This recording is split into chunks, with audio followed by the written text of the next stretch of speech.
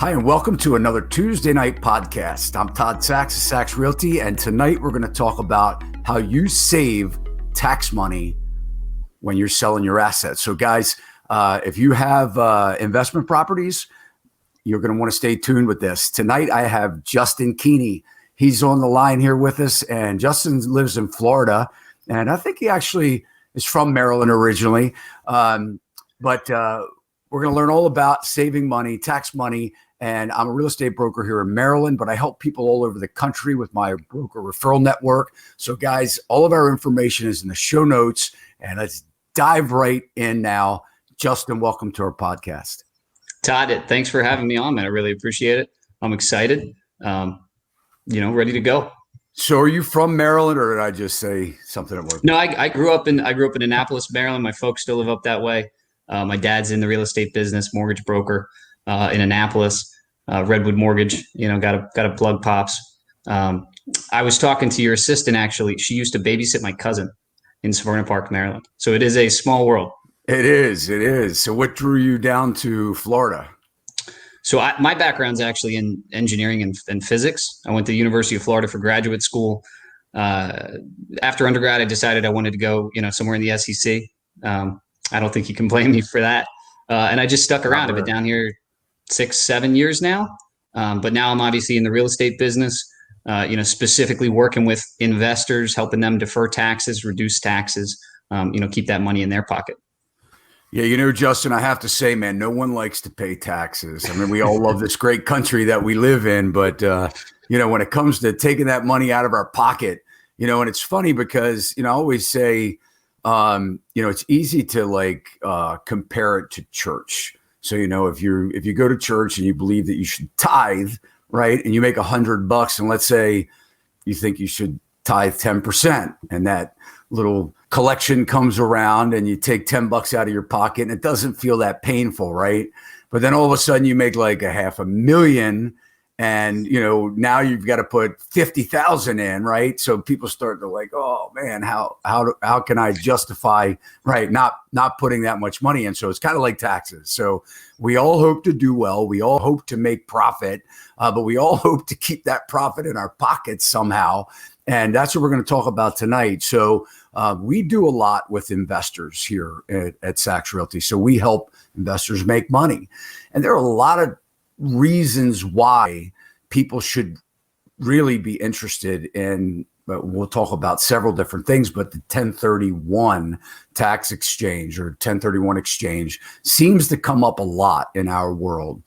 And so for a lot of different reasons, I mean, maybe somebody has some rental properties that they started out with 10 or 15 or 20 years ago, and maybe they're just at a point in their life where they don't feel like dealing with those tenants, and maybe they're spread out, so it doesn't make sense for them to turn it over to a management company. So now we're starting to see where people are just kind of cleaning up those types of assets and maybe changing to something that's more appropriate for them or bigger or things like that. So why don't you just tell everybody, before we dive too far in, can you just really simply speaking, explain what a 1031 exchange is? Absolutely. So first and foremost, 1031 exchange, it gets the name. It's IRC Section 1031, Internal Revenue Code Section 1031. That's just where that comes from. This is legal. It's written into the tax code. It's a way for you to defer taxes, keep that money in your pocket, but you're not pulling the wool over anybody's eyes, right? This is perfectly legal transaction. Don't want anybody to get the wrong idea. But it's referred to as a like-kind real estate swap. So in its very simplest terms, as it exists today, if I own a piece of investment real estate and it is highly appreciated and I sell it, normally I would owe capital gains taxes on the gain, on the appreciation. If I perform a 1031 exchange, and there are certain rules and regulations in terms of the process that entails, but if I perform that 1031 exchange, I take the money from the sale of my property, I reinvest it into another piece of real estate, considered like-kind real estate, and I'm able to defer those taxes. I don't pay those capital gain taxes that I would otherwise pay. without performing the exchange.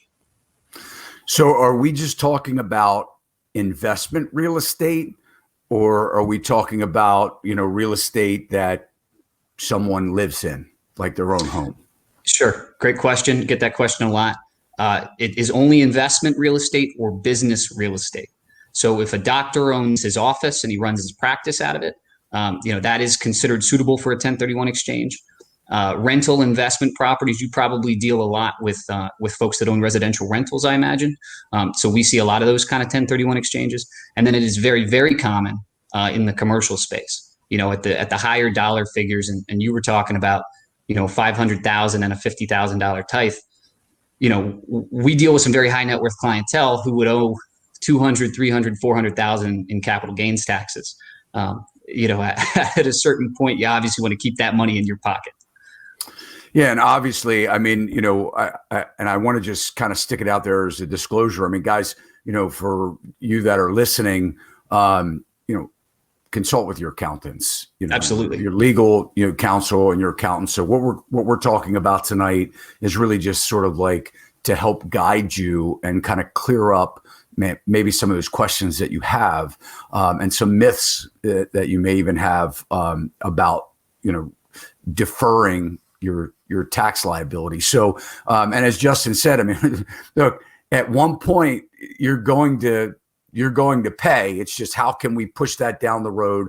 How can we maybe see you take on another type of asset, and then maybe that other asset brings you a higher, monthly revenue. So at least you can, trade up with that money that you would otherwise turn over to the government, right? So, is there amount of time that someone needs to own the asset before they're eligible for 1031? So yes and no. There are some rules of thumb. And Todd, you're absolutely right. We're not attorneys. We're not CPAs. When we do exchanges and we deal sometimes with some complex scenarios, we always lean on the experts, the folks that have, gone to school for it and have the certifications, et cetera. But yes, the rule of thumb is that the 1031 exchange is only suitable for long-term capital gains. And so that would be, a hold for a year. Now, that being said, there is some gray areas. The intention behind it, however, and this is the question that we get most often, it eliminates the 1031 exchange being used for fix and flips. So it's essentially the rule of thumb is it has to be a rental property that you hold for a year or more. Well, some people, it takes them a year or more to flip. So with that, I mean, unfortunately, they get into it and they don't realize that, Sure. It's not as easy as seen on TV, Sure. and they end up holding it a year. So even if it is a fix and flip, is that year rule would put them into the capital gain category. And is there any kind of exclusion to people that are in the industry? So like if buying and selling is actually your job, does that exclude someone from 1031, or you're still eligible? You're still eligible. Everyone is eligible. And I feel like you're asking that question. There are some advantages, some incentives to folks that are quote unquote real estate professionals as viewed, by the CPAs of the world. No, the 1031 does not concern itself with that. It's more concerned with, what is the use and intention of the property that's being sold. People ask a lot, can I perform a 1031 exchange with my vacation rental? Oftentimes, yes. But again, there are some rules around that, so that's absolutely something to explore if you are selling a vacation rental. But again, ask your CPA there.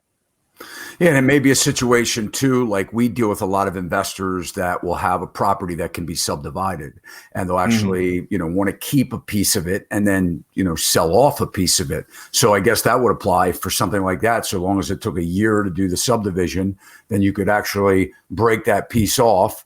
And would it work with something like that?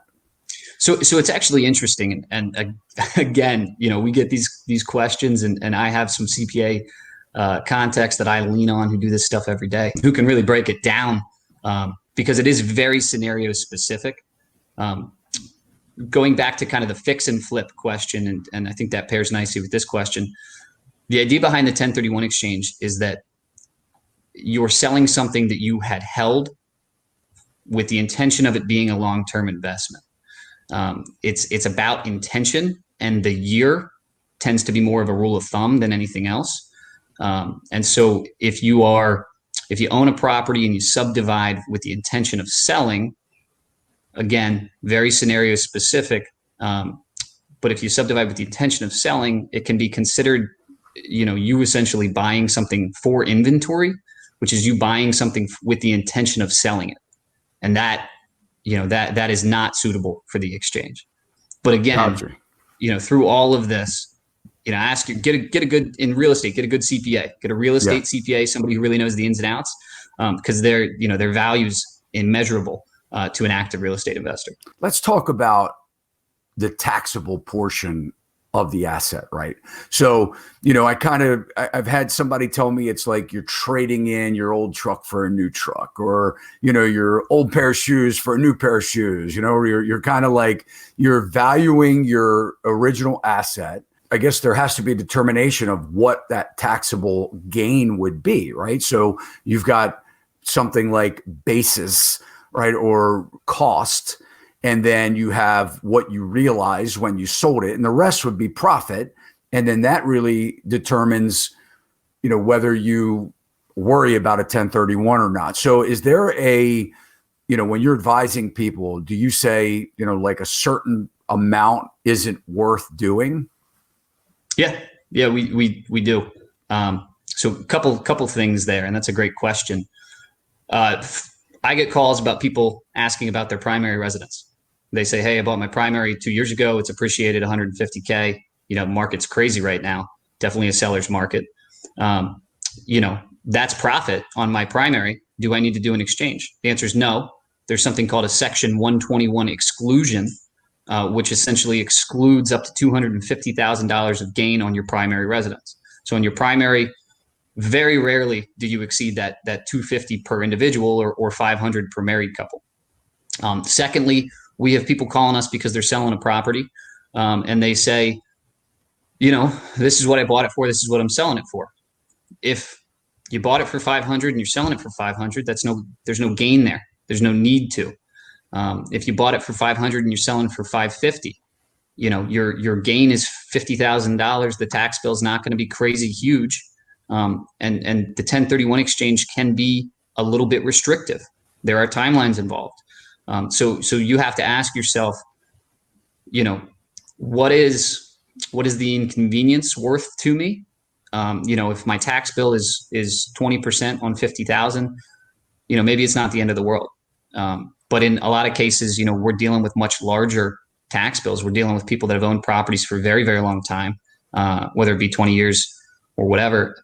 And so their cost basis, maybe they bought it for 100,000 and now it's worth $1 million, right? And that difference, you bought for 100, it's worth $1 million. That 900,000 in difference is your appreciation. The 100 that you bought it for is considered a cost basis.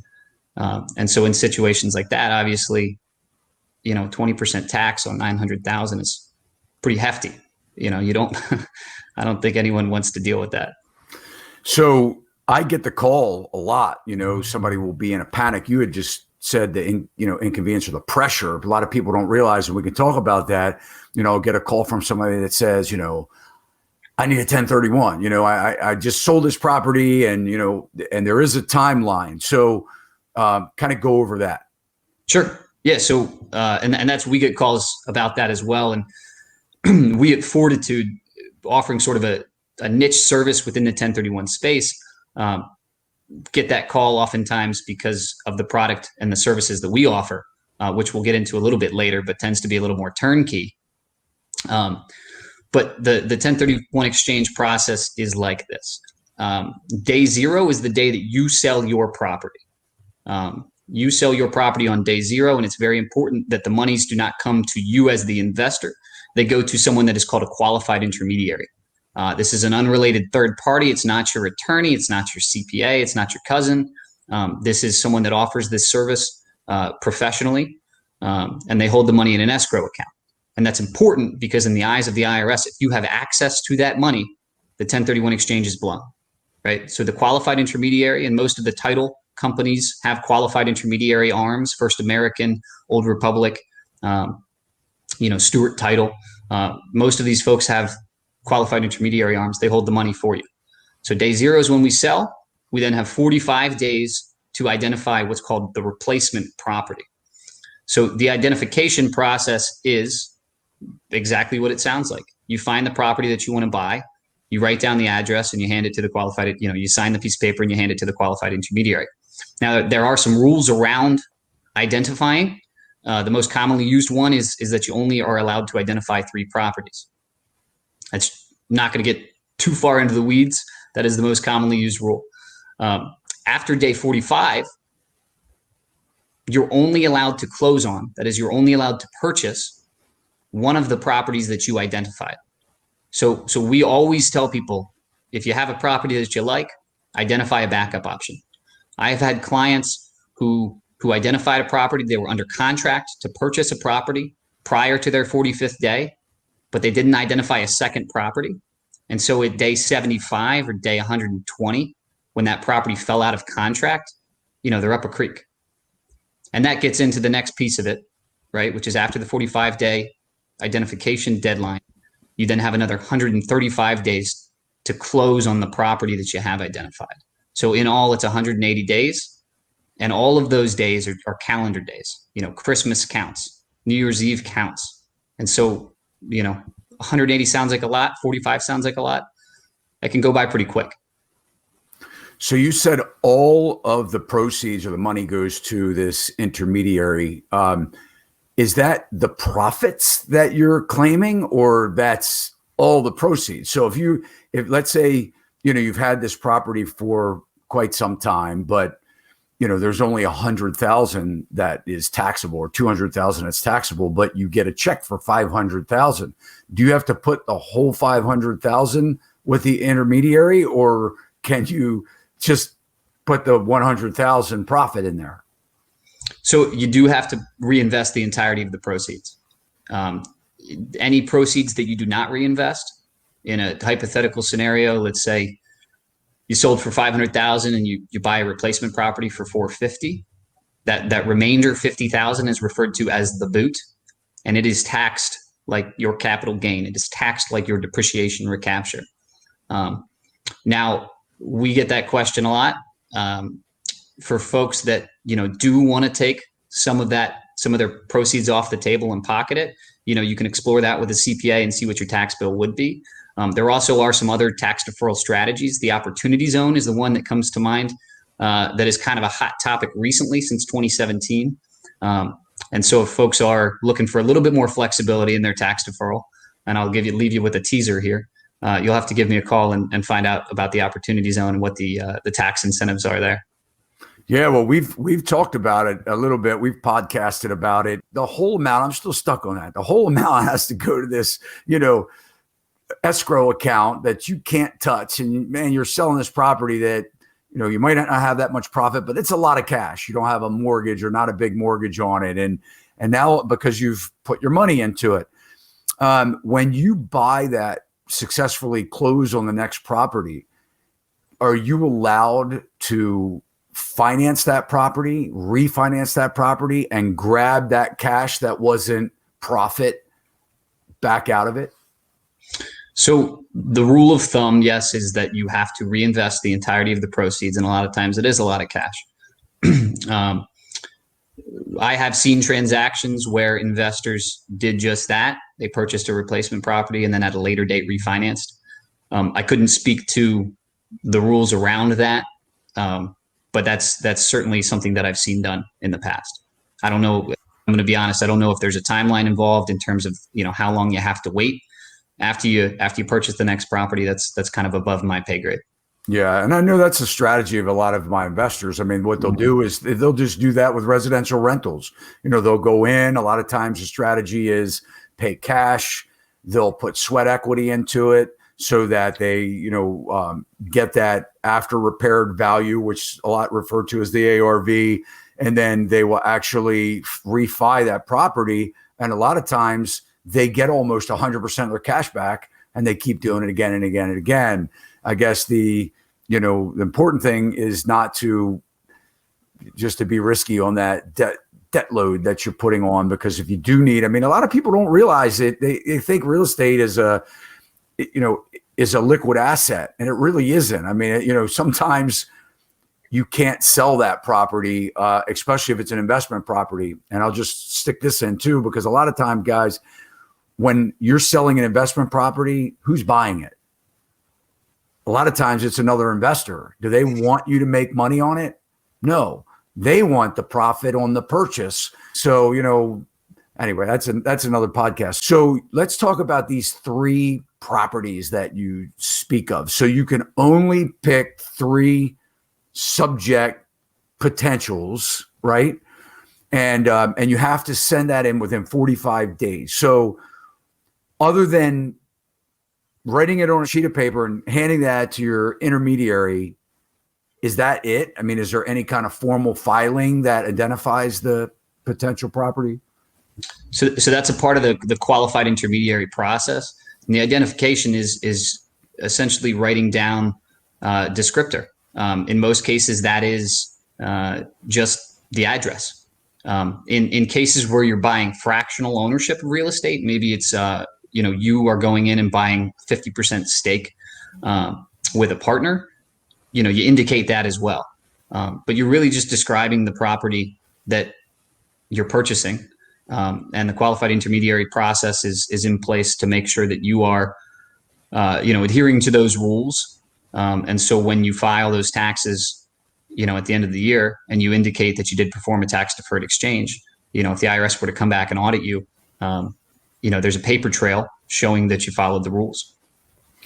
You just brought up a good point. So a couple things. Number one, so the IRS, you just said IRS auditing you.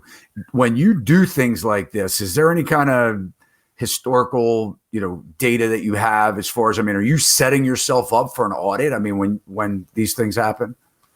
No. Okay. Short answer is just no. If you do sketchy things around the exchange, if you try to game the exchange, and we see some of that, it may raise some red flags with the IRS, but just performing a straightforward 1031 exchange, absolutely not. And that, that goes back to kind of what I said previously. The name comes from the section of the Internal Revenue Code, Section 1031. This has been around in some form or fashion, the like-kind exchange. It's been around for about 100 years. And little fun fact, it used to be that you could 1031 exchange all sorts of things. It started as livestock. You could 1031 exchange livestock. Wow. Well, I want to 1031 exchange some livestock. I want to get some cows from my backyard. So let's talk about the like-kind exchange, because a lot of people are confused about that. What is a like-kind exchange? So like-kind is the keyword that gets thrown around a lot. And we just did a webinar today, and we have a whole slide on it. Like-kind just indicates for the use of investment or business purposes. So people think like-kind means I sell a residential property, I have to buy a residential property. I sell multifamily, I have to buy multifamily, sell commercial. That's not the case. You can sell land and exchange into multifamily. You can sell, one large commercial building and exchange into a whole bunch of rentals. Like-kind just indicates, for investment or business purposes.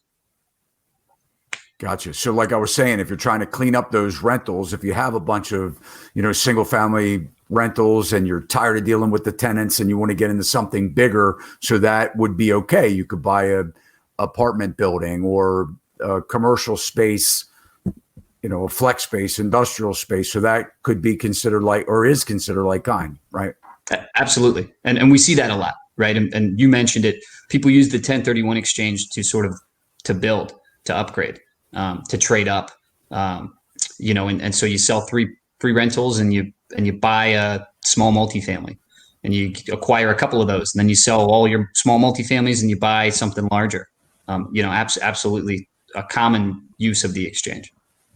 So do the rules, this is a federal code, right? We're dealing with the IRS. Are there any state implications, or does anything change from state to state? Some states have state capital gain taxes. I live in the great state of Florida, which has no state capital gains taxes, so it's not something that I have to worry about. Most states, when they do have capital gains taxes, recognize the 1031 exchange, allow for the tax deferral. Certain states do not. Pennsylvania is one that occurs kind of off the top of my mind, and you guys are close being there in Maryland. Even if you perform a 1031 exchange in Pennsylvania, you still owe, I think it's somewhere north of 3% in state capital gains taxes. And then that may flow down in those states to county, that they may owe county tax on that? I can't speak to that. Yeah, okay. That's a little bit too granular. Yeah. Yep. What about as far as, I know I've heard, is it the reverse 1031? So there's a forward exchange, which is what everyone tends to think of, where I sell a property. I have 45 to identify, 135 to close on the next property. There is something called a reverse 1031 exchange, where the replacement property is acquired prior to selling my property. Now, this is not, it's a more expensive process. So you're paying the QI more in fees because it's a little bit riskier on their part. They actually have to take title of the replacement property. And the other piece that is a little bit prohibitive is, think about it this way. If I'm performing an exchange, I'm generally buying my replacement property with proceeds from the sale of my relinquished property. If I'm doing a reverse exchange where I'm buying the replacement property first, I have to have that cash sitting in the bank to be able to buy that replacement property first prior to selling, and having a liquidity event. So, but can you mortgage that property that you're buying, or does it have to be cash? I mean, you could buy that property, secure it with a mortgage if you're in the position to do so. You would just need to be in the position that many aren't, to take on that other asset. But if this is investing is something that you do and you're really gaining your portfolio, so that may be a viable option. It kind of will take the pressure off, right? You don't have to identify the property. You can find it first, make sure it's providing those returns that you're looking for, and then sell the other property. Costs, you mentioned cost. So is there a standard fee that they charge for 1031 exchange? Your run-of-the-mill 1031 exchange is going to cost somewhere south of $1,500, and that $1,500 is the high end there. To speak to your comments about the reverse exchange, that's going to be much more expensive, maybe as high as $10,000, $12,000, $15,000, and that's going to depend on the dollar figures being exchanged. But the last thing I'll say about the reverse exchange as well, there are timelines involved. So after you acquire the replacement property, you have 180 days to sell your relinquished property, right? It's just kind of flip-flopped. And the numbers have to match. So we haven't gotten into it too far yet, but if I have no debt on the property that I am selling, I have to reinvest all of the equity. It's not just a total value. You have to reinvest all of your equity into the next property. And so the numbers could get a little tricky if your replacement property was acquired with, 95% LTV, and the property you're selling, is 5% LTV because you've owned it for a while. But that's a conversation again for your CPA. Yeah, right. I mean, you would probably be buying down that note then, right? You'd probably buy down the loan, right? And it introduces complexity there. So I want to get into talking more about what other options there are, because I know you do a lot, not just 1031.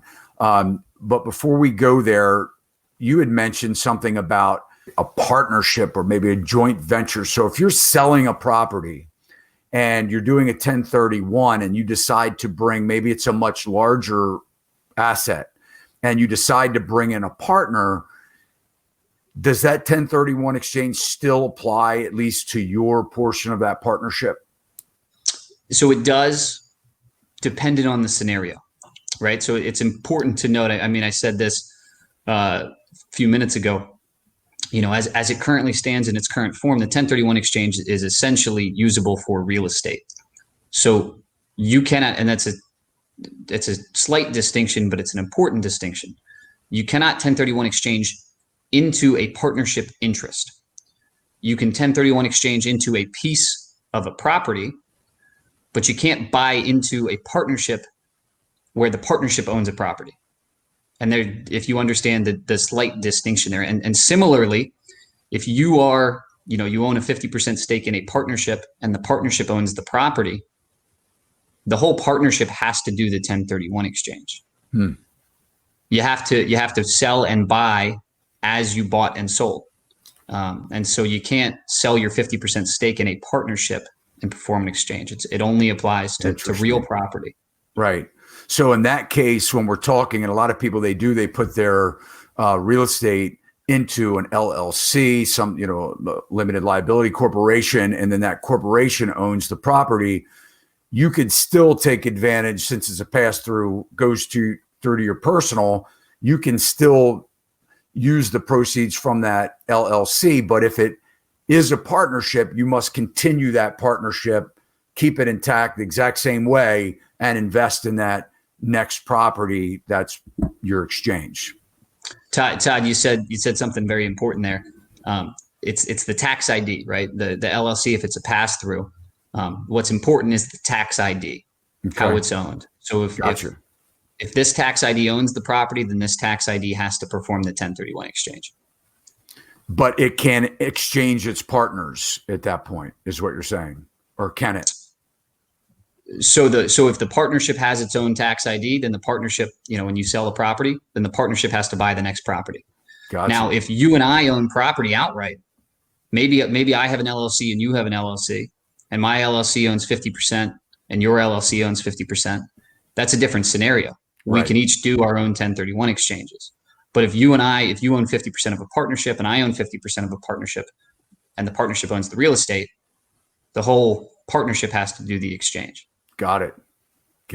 And guys, I know this sounds a little bit complex, but if you're in this space and you're buying and selling property, I mean, it's gonna be a lot more clear for you. And you can reach out to Justin. I mean, all of his information's in the show notes here. What about the new administration? We just elected a new president. You see any changes to this? I mean, it's been 1031's been around for 100 years, you say, but you think everything's going to remain exactly the way it is now, or is there different talk on the horizon? So the Biden tax plan, does include some changes. There have been some conversations, and we have, as a result, gotten a lot of questions specifically about the 1031 exchange.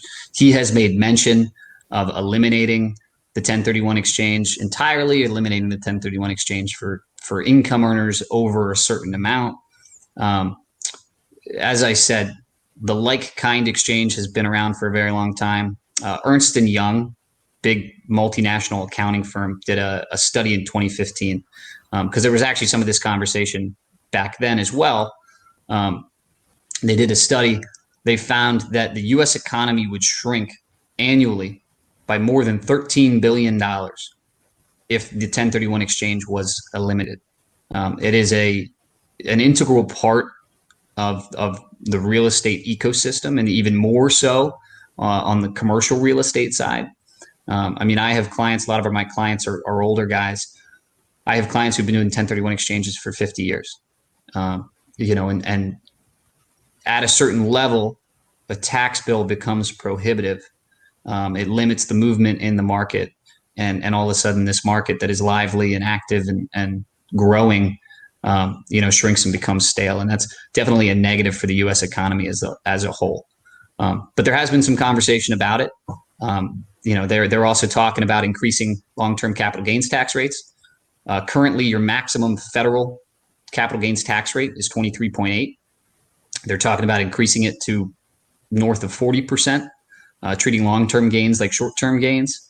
They're talking about all sorts of things. But as it pertains to the 1031 exchange, I personally would be, and I hope I'm not, shooting myself in the foot by saying this, I personally would be surprised if the 1031 exchange went away.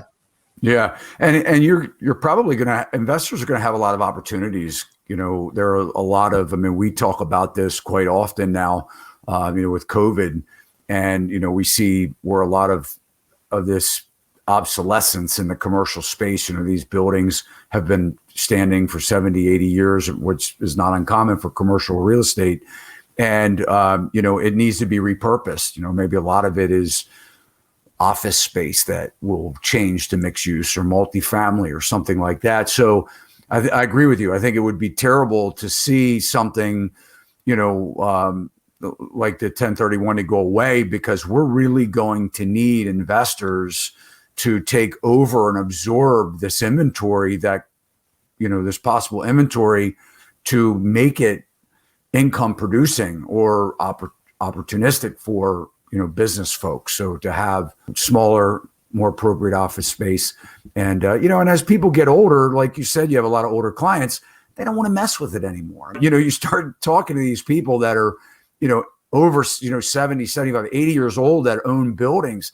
They don't want to go through this repurposing stuff. I mean, they've done it. They've been there. They've done that. So we do need to encourage, this new blood, of investors to kind of absorb this inventory, make the changes that are necessary. So let's talk about other options. What else can somebody do other than a 1031 when they sell an asset and have some cash? Sure. So 1031 exchange is obviously, one of the staples in commercial real estate. Installment sales are another strategy that I see a lot. And then what we do specifically falls within the 1031 exchange space. But we offer passive fractional ownership of what's called a Delaware statutory trust. Now, this is only suitable for accredited investors. These are individuals that have more than $1 million in net worth, not including their primary residence. But as I mentioned, a lot of my clientele are older. They're guys or gals that have been in the real estate game for a long time, who have highly appreciated assets, as you said, are not, really looking to come in and spend a lot of money to fix up their properties. So they let the young blood do that. They let the new money, the energy come in and do that. They sell, they perform the 1031 exchange, and then they buy fractional ownership of some of what we have to offer in this DST space. And maybe that is, a piece of a percentage ownership of $100 million Class A multifamily in Orlando, right outside of Disney World. Maybe that's a piece of, a small portfolio of self-storage properties in the Midwest. Or it's a piece of, an e-commerce distribution center in Texas, long-term lease to a creditworthy tenant. And that's really the lion's share of my business, is offering some of these passive replacement options for folks that, want to do the exchange, don't want to pay taxes, but are looking for, continued cash flow and are looking for, the potential for appreciation, and all of the real estate pass-throughs that, that we love as real estate investors.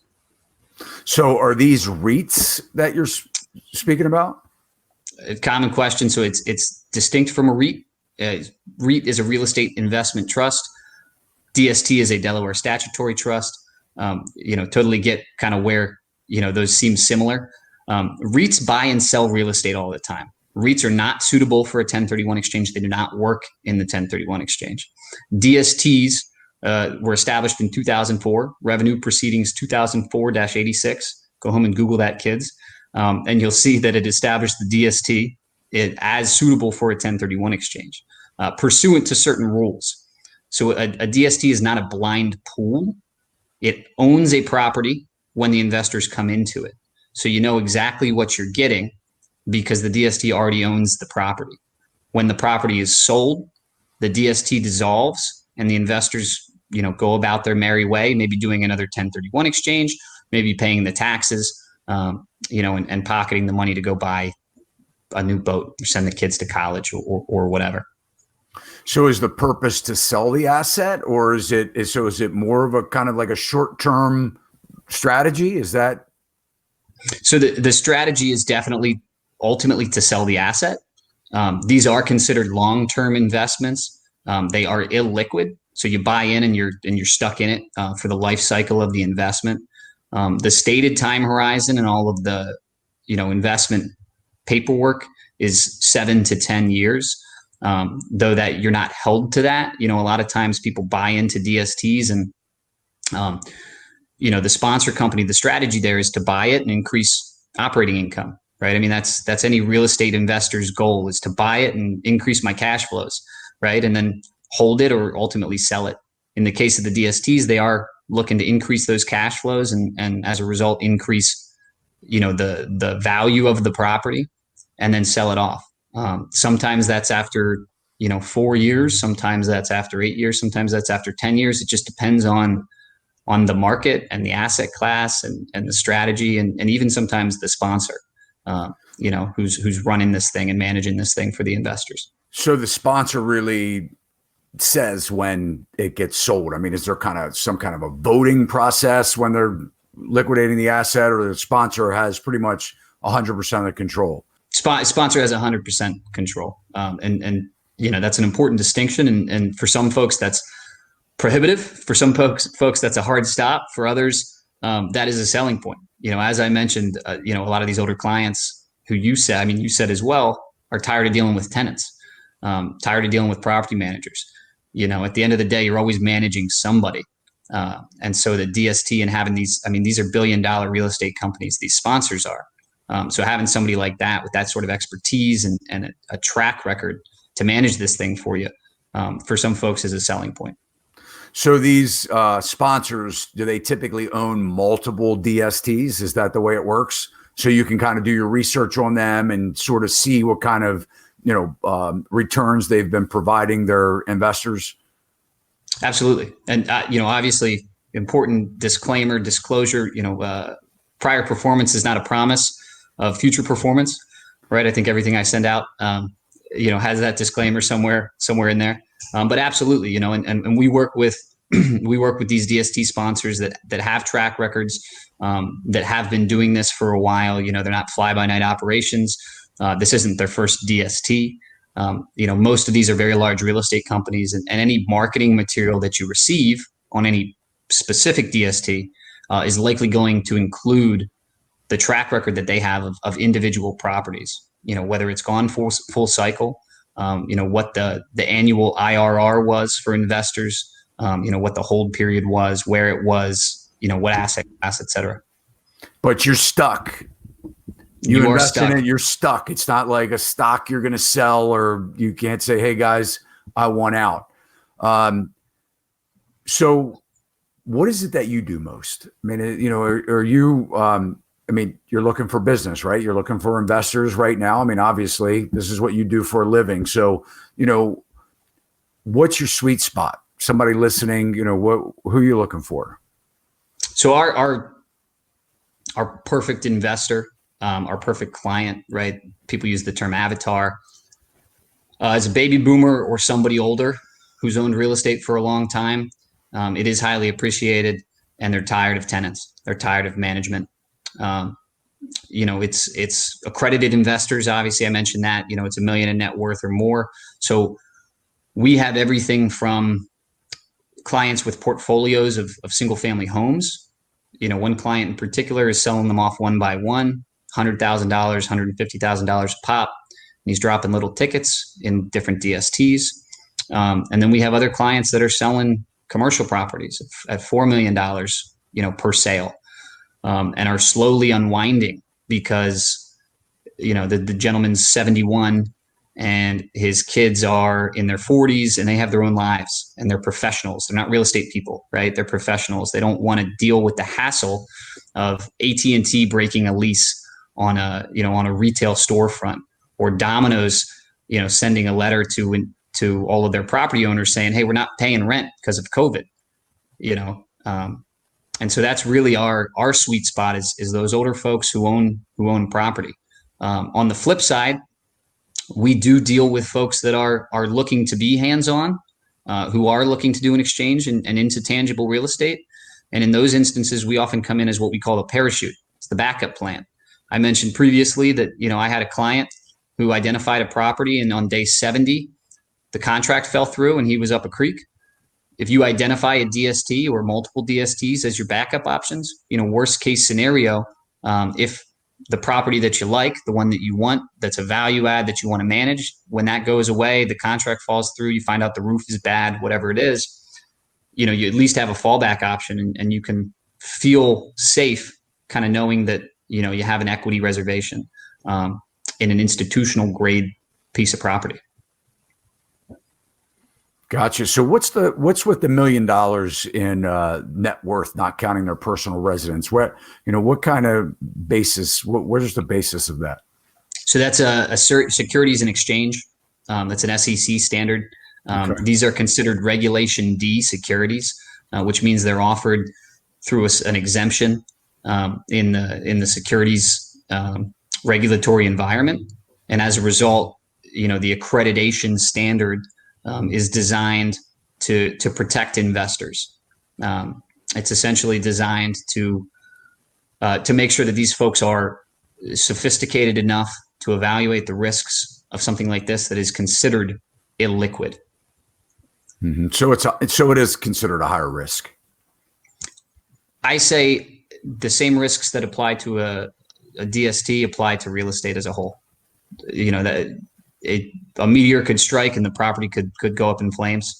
It could be illiquid. I mean, you said yourself. You have an insurance policy on that, man. That might not be. Somebody may want it to go up in flames. I mean, they might be happy about that. That's right. And you said it yourself. I mean, people think real estate is liquid.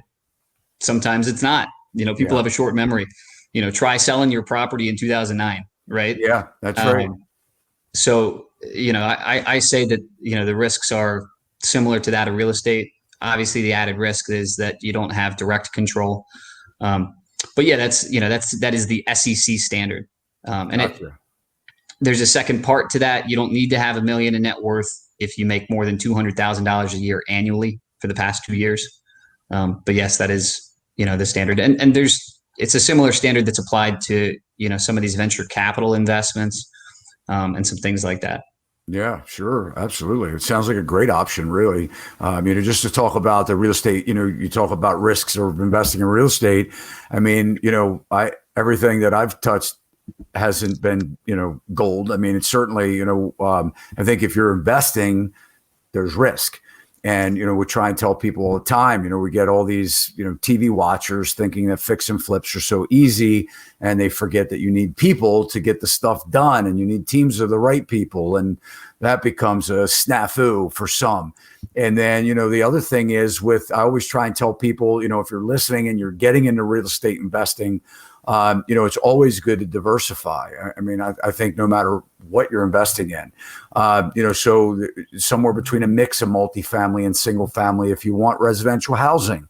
And the reason is exactly why I mentioned earlier. What happens is when you have a multifamily, the chances are when you go to sell that, an investor is going to buy it, not somebody to live. If you have a single family home, and you have a tenant that's in there, it's still an investment property for you, but you need your cash back. You need to liquidate that asset. Chances are it will be worth more vacant because, somebody will want to move in and perhaps make it their home, where, that multifamily, that 4-plex or 6-unit building or whatever actually is worth less vacant. And, those investors are making you offers based on cash flow. So that means the cheaper that they can buy it, the better off they are, and not so much you. Well, Justin, you're a pro, man. I thank you for being on our podcast. I appreciate you having me. This has been a lot of fun, Todd. And I greatly appreciate it. It's been an interesting conversation for sure. And hopefully we added some value for the folks that are listeing. Yeah, guys, if you've gotten value out of this, maybe drop us a comment and let us know what you thought about tonight's show, and subscribe to our channel. If you'd like to get more great information, real estate information, if you're looking to get a hold of Justin, all of his information is below. Please feel free to reach out. I know he will be more than happy to speak with you. And until next week, thanks for watching. Sachs Realty, Maryland broker number 607720, office number 443-318-4514, equal housing opportunity.